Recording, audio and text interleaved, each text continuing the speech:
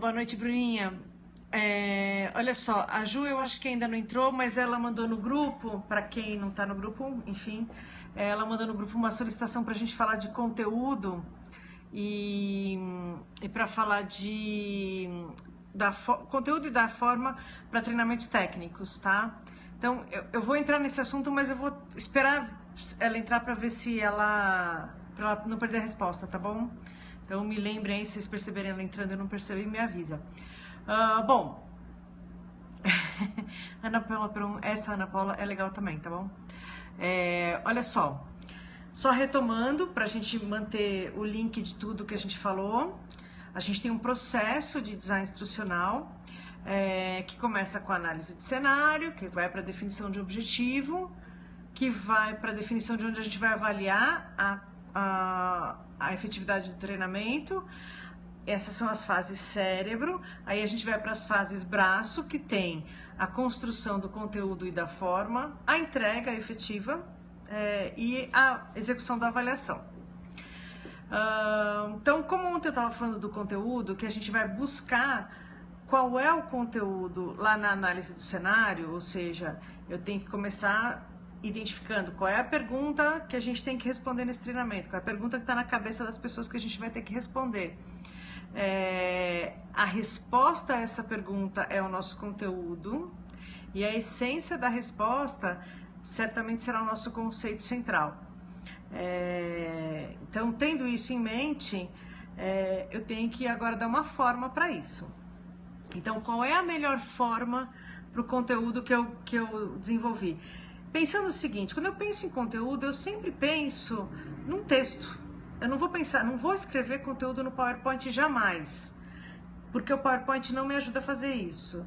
No máximo, e é uma ferramenta que eu uso bastantão, assim, que eu acho que ela ajuda bastante, é escrever o conteúdo num mapa mental.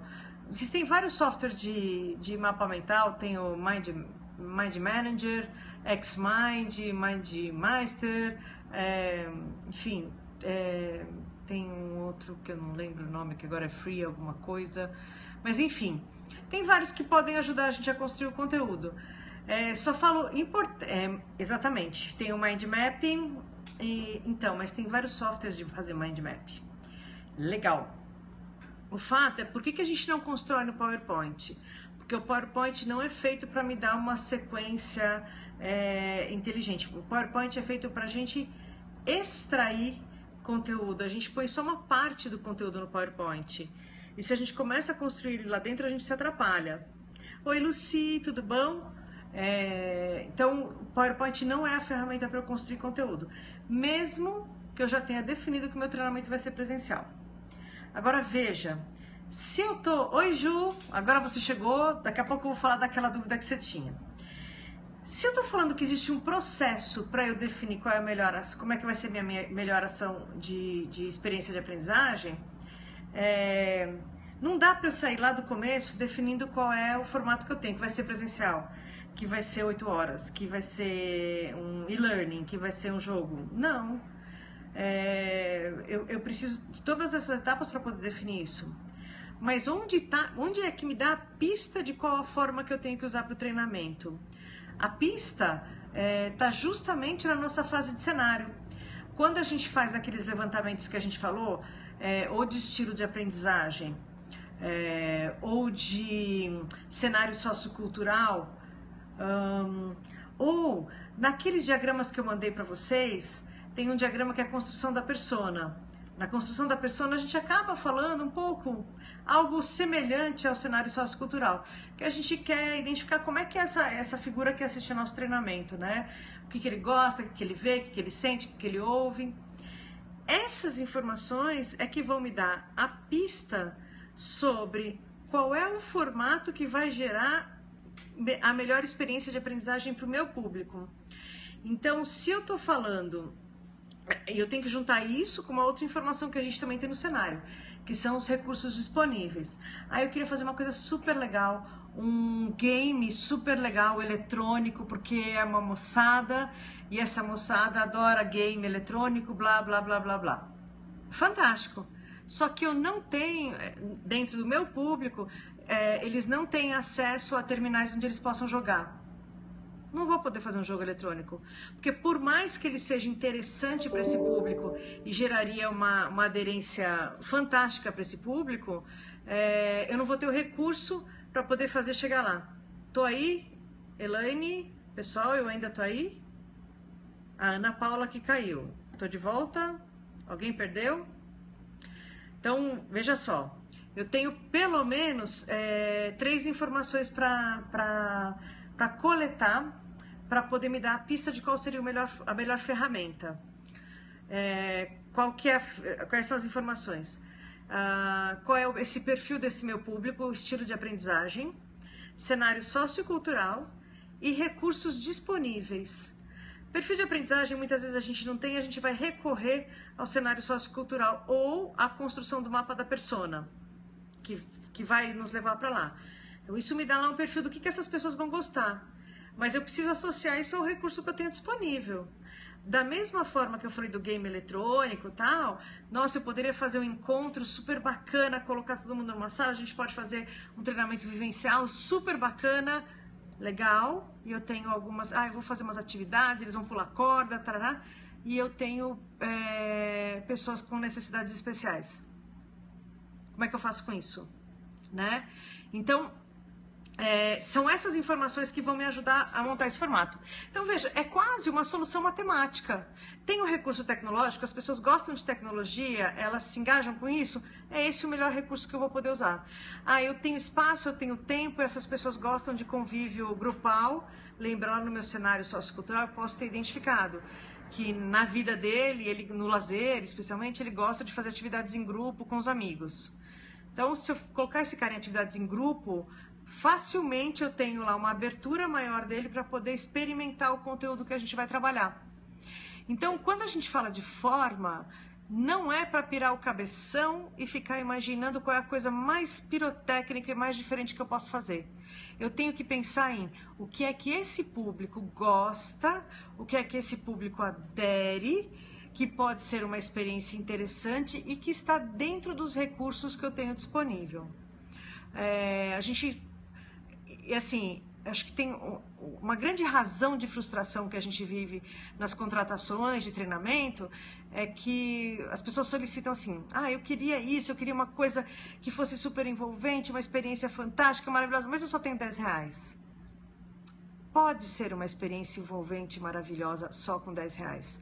Só que se você começar em mente que você queria um evento, que você tem lá em mente um evento que você já foi, que era super bacana, que tirava foto, que mudava a luz, que caía confete colorido, parará, isso não custa R$10. Então, se você ficar com isso na sua mente como uma referência de experiência, qualquer coisa que venha não vai te atender. Então, por isso que a gente não pode começar a solicitação definindo a forma.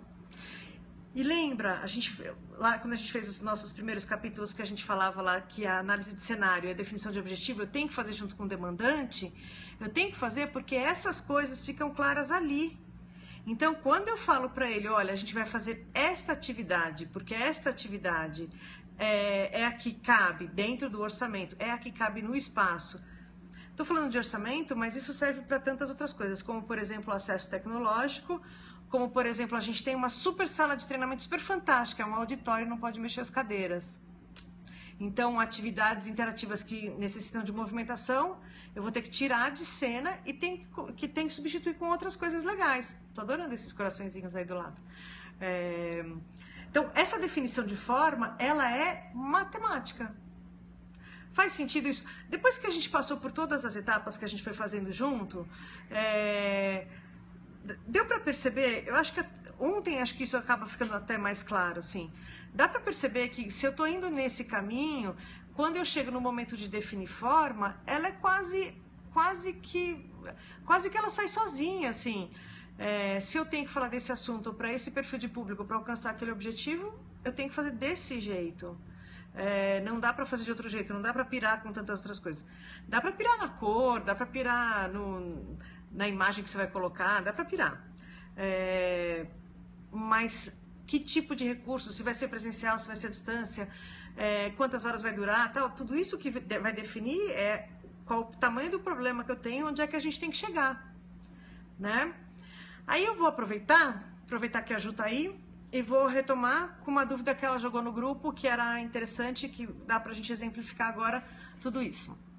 A Ju perguntou o seguinte: e aí, dá para falar um pouquinho sobre como é que funcionaria essa história de conteúdo e de forma para conteúdos técnicos, como operação de máquinas, essas coisas todas? Só posso dizer o seguinte: assunto técnico é infinitamente mais fácil de executar do que um assunto comportamental. Primeiro, porque quando a gente fala de um assunto técnico, qualquer que seja ele vai ter um princípio de funcionamento. Se eu estou falando de uma máquina, ela tem um princípio de funcionamento. Ela funciona por rolagem, ela funciona por tempo, ela funciona por aquecimento, ela é fotossensível, enfim, ela tem um princípio de funcionamento. E aí eu vou ensinar a operação dessa máquina a partir do entendimento desse princípio de funcionamento. Ela é fotossensível, isso significa que ela identifica uma célula de cor e a partir disso... Vou dar um exemplo, o que é isso, tá? Para não ficar muito maluco. Máquina de embalar. Quando a gente pega embalagens, não tô com nenhuma por aqui, mas quando a gente pega, sei lá, embalagem de sopa em pó, você vai ver aqui onde tem a soldinha, né, onde ela é selada, tem um quadradinho de alguma cor. Normalmente é preto, é azul e tal.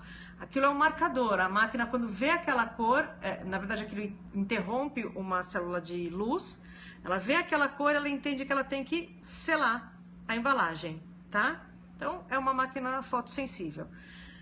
Se eu faço as pessoas entenderem isso, eu consigo ensinar para elas como é que elas fazem a operação da máquina. E a cada uma das operações, boa noite, Gustavo, e a cada algum dos passos que ele tem que aprender a operar, eu tenho que relacionar com a razão, com o princípio de funcionamento dessa máquina.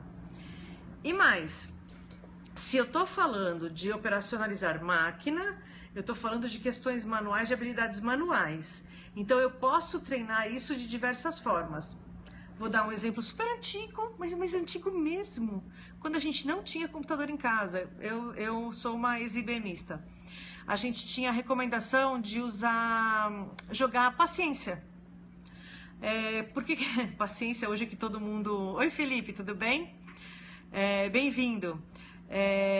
Para que jogar paciência, que hoje é um desperdiçador de tempo, né? A gente começou faz um tempinho, Gustavo, mas dá para pegar ainda por aí. Olha só, por que jogar paciência? Porque a gente tinha que aprender a usar mouse.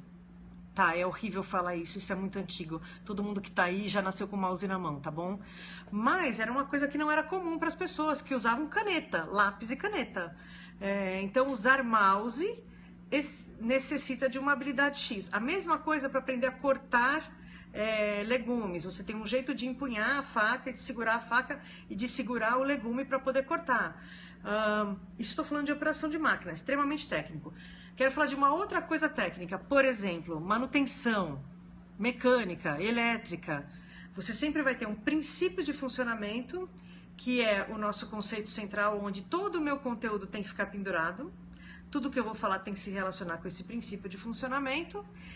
E eu posso explorar todas as vertentes, todos os assuntos que eu tenho a partir de um caso, né? Isso é uma coisa que funciona muito em cursos técnicos.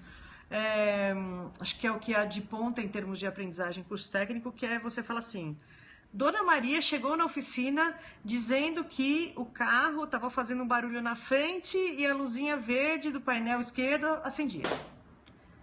A partir dessa situação, você vai investigar o que é aquilo e vai explorar todos os assuntos. Então, o conteúdo técnico é infinitamente mais fácil, porque ele é de fato objetivo, ele depende bem menos de percepções e muito mais de avaliações. E isso é fácil da gente treinar, checklist, avaliação, medição, isso é muito fácil da gente avaliar, né? Agora, a forma, bem, pode ser presencial, pode ser à distância, posso colocar todo mundo diante de um carro e fazer mexer, e depois explorar e depois a gente conversar sobre aquilo, posso guiar essa exploração, posso fazer parcial, uma parte a gente explora, outra parte eu faço com realidade virtual, enfim, dá para fazer milhares de formatos. Só que eu queria saber se deu para ficar claro que essa definição de formato, ela começa a acontecer lá na minha análise de cenário, quando eu identifico qual é o perfil, qual é o estilo de aprendizagem e de convivência dessas pessoas, como é que elas vivem, o que elas gostam, o que elas curtem, o que gera maior aderência, o que vai gerar maior prazer para elas se conectarem com aquilo, e os recursos que eu tenho disponíveis para poder trabalhar. Recurso é tudo, tá? Espaço, é tempo, é tecnologia, é dinheiro, é tudo isso. E aí, quando eu chego lá na minha construção de conteúdo, eu tenho que casar essas duas coisas. Então, eu trouxe aqui algumas coisas só para dar alguns exemplos para vocês. Falei um tanto, né, que eu falo mais do que o Homem da Cobra, mas eu trouxe algumas coisas para dar exemplos para vocês. Vou contar algumas situações. Eu tenho aqui uns dadinhos. Dá para ver o que tem aqui? Ó, falar o contrário, ver de trás para frente é difícil, né? Desenhar com a mão do colega, desenhar. Isso daqui é um cubo para a gente fazer um jogo de comunicação. Sabe o bom e velho, como é que é? Telefone sem fio? Que a gente faz? Só que quando a gente precisa desenvolver muitas habilidades de comunicação, a gente pode usar isso daqui. A gente pode fazer a dinâmica do telefone sem fio, só que você joga o dado e você vê qual é a face que caiu para cima, por exemplo, desenhar com a mão do colega, e ao invés de eu falar no ouvido do colega, eu vou desenhar com a mão dele aquela frase. E eu vou dificultando a comunicação mesmo para que a gente vá desenvolvendo os skills, as habilidades de comunicação. Então, isso aqui é uma coisa bobinha, mas que gera um envolvimento maior. Ainda bem que você chegou, Renata, ainda bem, você vai chegar e depois eu disponibilizo os vídeos para todo mundo, antes tarde do que nunca. Isso daqui é uma ferramenta bobinha que, na verdade, gera uma aderência muito maior, porque as pessoas se encantam porque elas estão mexendo com a mão, estão falando, estão ouvindo e estão vendo. A gente está usando várias antenas de percepção de mundo. Isso é uma coisa. Aí eu tenho, por exemplo, um jogo, deixa eu descobrir aqui o cliente, eu tenho um jogo de ética, esse daqui está em várias línguas, é para uma empresa de construção, que tem questões de compliance, tem que divulgar o manual de compliance deles, manual de ética, o código de ética da empresa. Só que eles têm que fazer isso até o cara que está lá na obra. E treinamento sobre ética para esse cara não vai rolar. Mas pode ser um filme super bonitinho, pode ser uma sala de aula legal, não vai rolar. Então, o que a gente fez? A gente fez um jogo de cartas, onde eu tenho perguntas, respostas e pontuação, para esses caras jogarem na hora do almoço, isso fica na mesa de lazer deles. São perguntas que têm a ver com o dia a dia da vida deles. Por quê? Porque as questões éticas, elas estão relacionadas a valores. E se o cara pratica isso na vida dele, ele pratica na empresa e vice-versa. Então, falar sobre a empresa vai gerar alguma aderência, mas não muita. Mas falar sobre a vida dele vai fazer mais sentido. Então, a gente tem aqui um joguinho de cartas para estimular pergunta e resposta para eles fazerem entre si, sem nenhum facilitador. Eu já tenho a resposta certa aqui, tenho pontuação. O jeito de jogar é como o Uno. Sabe que você tem que dar uma resposta e aí você tem que ir para a próxima pergunta que está relacionada àquela cor e coisa e tal. O jeito de jogar isso daqui é semelhante ao Uno, que é um mecanismo que o pessoal já joga, já conhece e que a gente sabe que vai gerar aderência com esse perfil de público. Vou falar de mais uma coisa eletrônica, legal. A gente, quando fala eletrônico, a gente sempre pensa em plataforma de EAD e nos e-learnings ou nas videoaulas como a gente conhece, que são legais. Eu acho que hoje em dia a videoaula gera uma aderência maior do que o Rapid Learning ou e-learning, simplesmente porque as pessoas se identificam mais com vídeo do que com passa-tela, passa-tela, passa-tela. Isso para eles tem cara de PowerPoint animado. E PowerPoint já tem sido uma coisa cansativa quando ele é muito bonito. Imagina se eu tô lá, eu tô com preguiça de ler, fico passando tela, né? Eu tenho uma solução aqui que ela é meio física e meio eletrônica. A gente tem lá um treinamento que fala de... É uma integração que fala de todas as áreas de uma empresa. Eu tenho contando... Deixa eu tentar mostrar pelo menos uma parte. Dá pra ver. Aqui é o processo produtivo de uma empresa. Então eu tenho um infográfico que mostra o processo produtivo da empresa. Mas eu tenho aqui, ó, um QR Code. E aí que a moçada pega o seu lindo celular, fotografa o QR Code e entra num vídeo. Ele vai para a internet e vai aparecer um vídeo que vai contar sobre esse processo produtivo de uma forma super bacana, envolvente, com uma trilha sonora super bonitinha. Bem legal. Do outro lado desse infográfico, porque esse daqui é o material do treinamento, ó. É um folder grandão, 2 lados. Então, um lado eu tenho o processo produtivo, do outro lado eu tenho as várias áreas envolvidas na empresa, sobre as quais eu tenho que falar alguma coisa de integração, na integração. Para cada área dessas, eu tenho um manual de informações. Esse manual está aqui, ó. Eu tenho aqui, fotografo o QR Code e eles acessam o manual disso, que vai dar as principais informações, os acessos, tudo que tem que dar. Eu tenho aqui, isso daqui é um misto de eletrônico com físico. A gente tem uma questão com a utilização de aparelhos celulares no treinamento, é uma questão no Brasil. Infelizmente está crescendo, o treinamento mobile está crescendo demais no mundo, já tem milhares de soluções bacanas, tem LMS para treinamentos mobile, mas a gente aqui no Brasil tem uma questão que normalmente o pessoal da área jurídica empaca e fala que isso vai gerar passivo trabalhista. Eu digo que isso acontece enquanto eles não precisarem de um treinamento para a área deles. O dia que eles precisarem para a área deles, eles vão achar uma brecha para a gente conseguir fazer. Enquanto isso não acontece, a gente trabalha menos com isso. Mas esse caminho do QR Code é um caminho legal e divertido e que as pessoas podem acessar quando elas quiserem. Eu tenho uma coisa física na minha mão, mas ela se complementa no mundo virtual, né? Então, a história de forma, ela é infinita.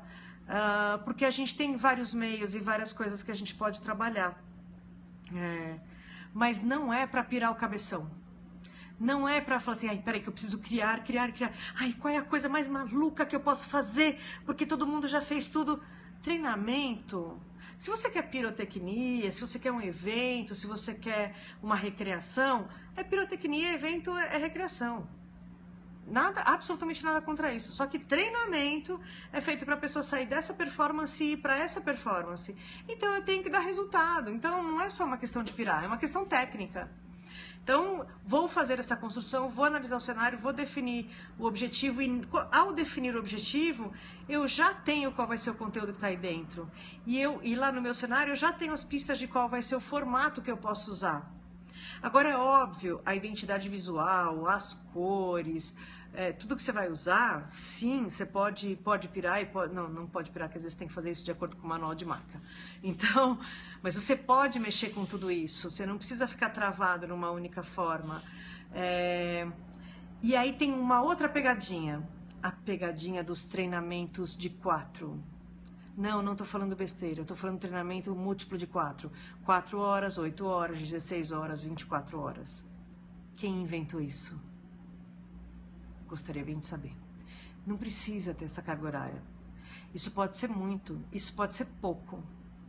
O que vai definir qual o tamanho dessa carga horária é uma coisa que a gente falou lá no começo, quando a gente vai definir estratégia de treinamento, que é em que momento essas pessoas estão? Sobre esse assunto, quanto elas conhecem?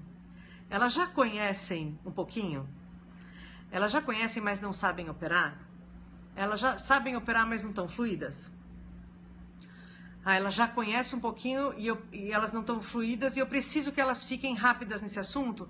Então, o meu treinamento tem que proporcionar a prática e ela tem que proporcionar a repetição das práticas para que ele ganhe a velocidade.